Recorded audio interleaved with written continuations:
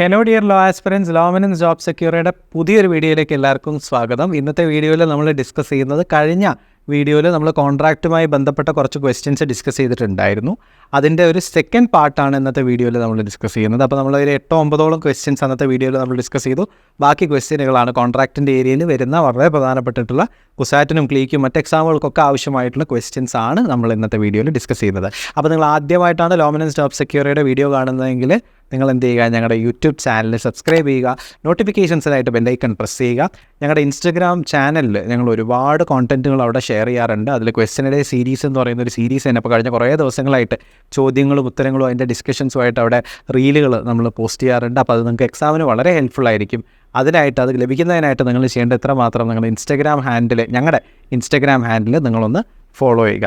അതുപോലെ തന്നെ കഴിഞ്ഞ വീഡിയോയിൽ ഞാൻ പറഞ്ഞിട്ടുണ്ടായിരുന്നു ഞങ്ങൾ സെക്കൻഡ് ബാച്ചിലേക്ക് നമ്മൾ അഡ്മിഷൻ സ്റ്റാർട്ട് ചെയ്യാൻ പോകുന്നുണ്ടെന്നുള്ളത്. അപ്പോൾ ഇപ്പോൾ അഡ്മിഷൻസ് ഓപ്പൺ ആണ്. ഒരുപാട് കുട്ടികൾ ഇത് ക്ലാസ്സൊക്കെ കേട്ട ഒരുപാട് കുട്ടികൾ ക്ലാസ്സിൽ വന്ന് പറയാറുണ്ട് ഇങ്ങനെ ഞങ്ങൾ ഇവിടെ ജോയിൻ ചെയ്ത് യൂട്യൂബിൽ കണ്ടിട്ടുണ്ടായിരുന്നു എന്നുള്ളത്. അപ്പോൾ ഇത്തരത്തിൽ നിങ്ങൾക്ക് ആർക്കെങ്കിലും ഒരു സിസ്റ്റമാറ്റിക് ആയിട്ടുള്ള കോച്ചിങ്ങോ ഗൈഡൻസോ ആവശ്യമാണെങ്കിൽ ലോമിനൻസ് ജോബ് സെക്യൂറിയുടെ സെക്കൻഡ് ക്രാഷ് ബാച്ചിലേക്ക് അഡ്മിഷൻസ് ഓപ്പൺ ആണ്, നിങ്ങൾക്ക് ജോയിൻ ചെയ്യാം. അപ്പോൾ ഇന്നത്തെ വീഡിയോയിൽ നമ്മൾ കോൺട്രാക്റ്റിനെ കുറിച്ചിട്ടാണ് ഡിസ്കസ് ചെയ്യുന്നത്.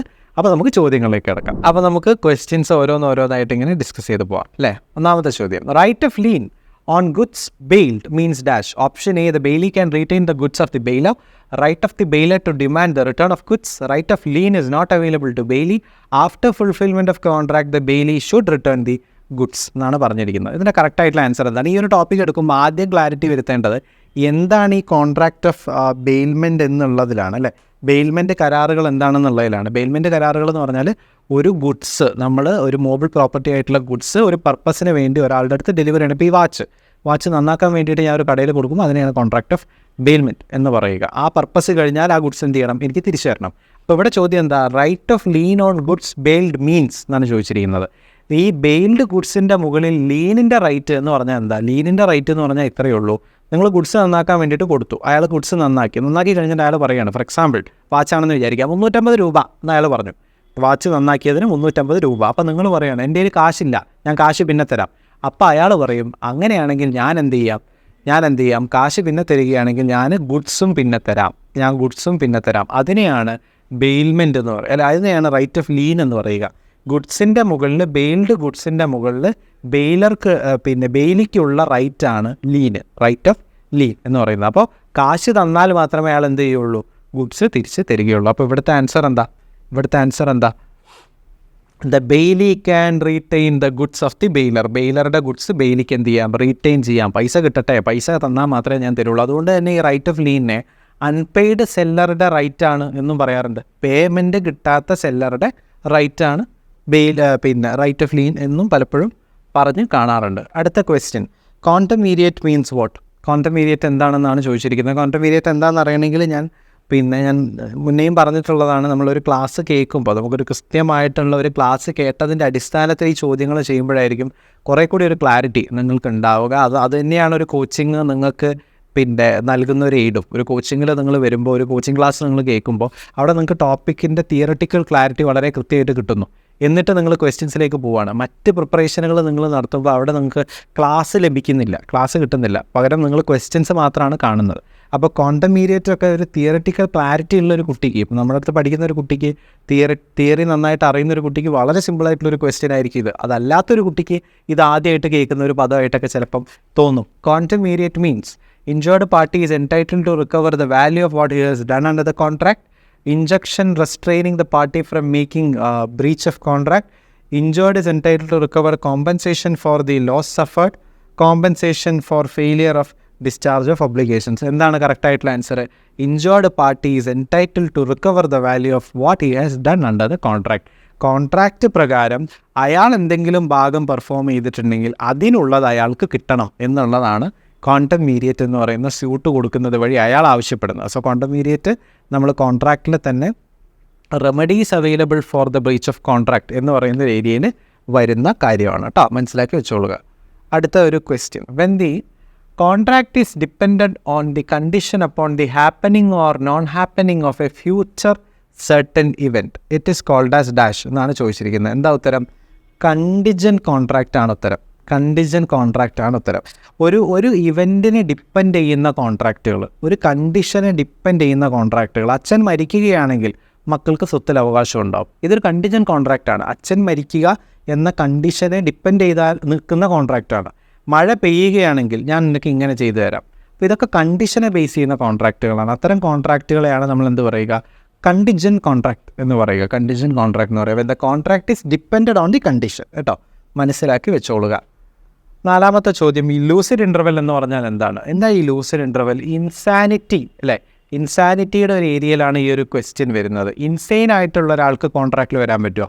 മാനസിക നില ശരിയല്ലാത്ത ഒരാൾക്ക് കോൺട്രാക്റ്റിൽ വരാൻ പറ്റുമോ? തീർച്ചയായിട്ടും പറ്റില്ല. പക്ഷേ അയാൾ സെയിനായി നിൽക്കുന്ന സമയത്ത് അയാൾക്ക് കോൺട്രാക്റ്റിൽ വരാം. അപ്പോൾ ഈ ഇൻസാനിറ്റിയിൽ തന്നെ ഇപ്പോൾ ഫോർ എക്സാമ്പിൾ പറയുകയാണെങ്കിൽ, ഇപ്പോൾ ഒരു മനുഷ്യൻ എല്ലാ സമയത്തും ചിലപ്പോൾ മാനസിക വിഭ്രാന്തി തെറ്റി നിൽക്കണം എന്നില്ല. അയാൾക്ക് ചിലപ്പോൾ ഗുളിക കുടിച്ചുകൊണ്ടിരിക്കുമ്പോൾ യാതൊരു കുഴപ്പമുണ്ടാവില്ല, ഗുളിക കുടിക്കാത്തപ്പോഴായിരിക്കും പ്രശ്നം. ചില ആളുകളുടെ മാനസിക നിലയിൽ രാവിലെ പ്രശ്നം ഉണ്ടാവില്ല, രാത്രിയായിരിക്കും പ്രശ്നം. അപ്പോൾ അങ്ങനെയുള്ള ആളുകൾക്ക് സെയിനായിട്ട് നിൽക്കുന്ന സമയമുണ്ടല്ലോ, അവർ മെൻ്റൽ കപ്പാസിറ്റി ഉള്ള നിൽക്കുന്ന സമയമുണ്ടല്ലോ, അങ്ങനെ നിൽക്കുന്ന സമയത്തിനെയാണ് നമ്മൾ എന്ത് പറയുക? ലൂസിഡ് ഇൻ്റർവെൽ എന്ന് പറയുക. Lucid interval. ആ സമയത്ത് അവർ സെയിനാണ്. ആ സമയത്ത് അവർ കോൺട്രാക്റ്റിൽ വന്നാൽ ആ കോൺട്രാക്റ്റിന് എന്തുണ്ടായിരിക്കും? വാല്യൂ ഉണ്ടായിരിക്കും, വാലിഡിറ്റി ഉണ്ടായിരിക്കും. So lucid interval means intervals of sound minds of an unsound person. Unsound ആയിട്ടുള്ള ആൾ സൗണ്ട് മൈൻഡിൽ നിൽക്കുന്ന സമയത്തിനെയാണ് നമ്മൾ എന്ത് പറയുക? ലൂസിഡ് ഇൻ്റർവെൽ എന്ന് പറയുക. കേട്ടോ, ലൂസിഡ് ഇൻ്റർവെൽ എന്ന് പറയുക. അടുത്ത ക്വസ്റ്റ്യൻ നോക്കാം. If both the parties to a contract believe in the existence of a subject matter which in fact does not exist, the agreement would be dash എന്നാണ് ചോദിച്ചിരിക്കുന്നത്. ഉത്തരം void ആണ്. എന്തുകൊണ്ടാണ് void ആവുന്നത്? ശ്രദ്ധിക്കുക, സബ്ജക്റ്റ് മാറ്റർ എക്സിസ്റ്റ് ചെയ്യുന്നില്ല എന്ന് രണ്ട് പാർട്ടീസിനും അറിയാം. അങ്ങനെയാണെങ്കിൽ ആ കരാറിൻ്റെ പൊസിഷൻ എന്താണ്? സബ്ജക്റ്റ് മാറ്റർ എക്സിസ്റ്റ് ചെയ്യുന്നില്ല. ഇപ്പോൾ ഞാനും നിങ്ങൾ തമ്മിലൊരു കരാറിൽ വരുന്നു. എന്തിനാണ് കരാറിൽ വരുന്നത്? എൻ്റെ ബൈക്ക് നിങ്ങൾക്ക് തരാം എന്ന കരാറിലാണ് വരുന്നത്. പക്ഷേ ആ ബൈക്ക് ആക്ച്വലി വെള്ളപ്പൊക്കം വന്നപ്പോൾ ഒലിച്ചു പോയിട്ടുണ്ട്. ആ സബ്ജക്റ്റ് മാറ്റർ ഡിസ്ട്രക്റ്റ് ആയിട്ടുണ്ട്, നശിച്ചു പോയിട്ടുണ്ട്. അല്ലെങ്കിൽ കഴിഞ്ഞ ദിവസം ഉണ്ടായ അപകടത്തിൽ ബൈക്ക് തരിശായിട്ടുണ്ട്, താറുമാറായിട്ടുണ്ട്. അപ്പോൾ സബ്ജക്റ്റ് മാറ്റർ ഇപ്പോൾ എക്സിസ്റ്റ് ചെയ്യുന്നില്ല. അങ്ങനെ എക്സിസ്റ്റ് ചെയ്യാത്ത ഒരു സബ്ജക്റ്റ് മാറ്ററിൻ്റെ പുറത്ത് നമ്മൾ കോൺട്രാക്റ്റിൽ ഒത്തിരി വല്ല കാര്യമുണ്ടോ? ഇല്ല. അപ്പോൾ ആ കോൺട്രാക്റ്റ് എന്തായിരിക്കും? വോയിഡ് ആയിരിക്കും. അപ്പോൾ സബ്ജക്റ്റ് മാറ്റർ എക്സിസ്റ്റ് ചെയ്യുന്നില്ലെങ്കിൽ, കോൺട്രാക്റ്റിലെ സബ്ജക്റ്റ് മാറ്റർ എക്സിസ്റ്റ് ചെയ്യുന്നില്ലെങ്കിൽ such contracts will be void. മനസ്സിലാക്കി വെച്ചോളുക. അടുത്ത question. In a contract consideration could be supplied by എന്നാണ് ചോദിച്ചിരിക്കുന്നത്. കോൺട്രാക്റ്റിലെ ആർക്കാണ് കൺസിഡറേഷൻ കൊടുക്കുക? കൺസിഡറേഷൻ എന്ന് പറയുന്ന ഒരു സെക്ഷൻ കോൺട്രാക്റ്റിൽ ഡിഫൈൻ ചെയ്യുന്നുണ്ട്. സെക്ഷൻ 2D പറയുന്നത് when at the desire of the promisor, promisee or any other person has done or abstained from doing, does or abstain from doing, promises to do such act, abstinence, promise is called as consideration എന്നാണ് 2D പറഞ്ഞിട്ടുള്ളത്. നിങ്ങൾക്ക് ഒന്നും മനസ്സിലായിട്ടുണ്ടാവില്ല, എനിക്കറിയാം. പക്ഷേ ഞാൻ പറഞ്ഞു തരുന്നത് 2D കൺസിഡറേഷനെ define ചെയ്തിരിക്കുന്നത്. ആ ഡെഫിനിഷനിൽ വളരെ കൃത്യമായിട്ട് പറയുന്നുണ്ട് when at the desire of the promisor, promisee or any other person. പ്രോമിസിക്കോ മറ്റാർക്കെങ്കിലുമോ എന്ത് ചെയ്യാം? കൺസിഡറേഷൻ സപ്ലൈ ചെയ്യാം. In a contract consideration could be supplied by only the promisee, even the promisor, only by the parties to contract, even strangers to contract. ആർക്കും supply ചെയ്യാം എന്നാണല്ലോ definition പറയുന്നത്. So the right answer is even strangers to contract. നമ്മൾ ആ ലാസ്റ്റിലെ ചോദ്യങ്ങളിലേക്ക് കയറുകയാണ്. Unlawfully detaining or threatening to detain the property to the prejudice of any person with the intention of causing that person to enter into contract. അല്ലേ, ഞാൻ നിങ്ങളുടെ property കൈവശം വയ്ക്കും, ഞാനതെൻ്റെ കൈവശം വയ്ക്കുമെന്ന് പറഞ്ഞ് നിങ്ങളെ ഭീഷണിപ്പെടുത്തുകയാണ്. എന്തിനു വേണ്ടിയിട്ട്? കോൺട്രാക്റ്റിൽ ഒപ്പിടാൻ വേണ്ടിയിട്ട്. നിങ്ങളുടെ പ്രോപ്പർട്ടി ഞാൻ എൻ്റെ കൈവശം വയ്ക്കുമെന്ന് പറഞ്ഞ് ഭീഷണിപ്പെടുത്തുക. അങ്ങനെ ചെയ്യുകയാണെങ്കിൽ അവിടെ നിങ്ങളുടെ കൺസെൻറ്റ് ഒബ്റ്റെയിൻ ചെയ്തത് എങ്ങനെ എന്നാണ് ചോദിച്ചിരിക്കുന്നത്. അണ്ടർ ഇൻഫ്ലുവൻസിലൂടെയാണോ, കോയഷനിലൂടെയാണോ, മിസ്റെപ്രസെൻറ്റേഷനിലൂടെയാണോ, ഫ്രോഡിലൂടെയാണോ? എന്താ കറക്റ്റ് ഉത്തരം? കോയഷനിലൂടെയാണ്. അല്ലേ, ഭീഷണിപ്പെടുത്തിയിട്ട് കോൺട്രാക്റ്റിൽ ഒപ്പുവെപ്പിക്കുകയാണെങ്കിൽ അത് കോയേഷനാണ്, മനസ്സിലാക്കി വെച്ചോളുക.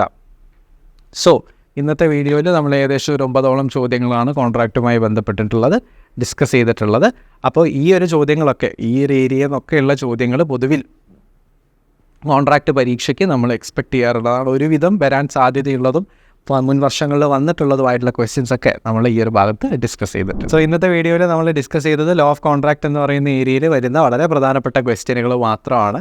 അപ്പോൾ 2 വീഡിയോകളിലായിട്ട് നമ്മൾ ഏകദേശം 20ഓളം ക്വസ്റ്റ്യനുകൾ നിങ്ങളുമായിട്ട് ഡിസ്കസ് ചെയ്തിട്ടുണ്ട്.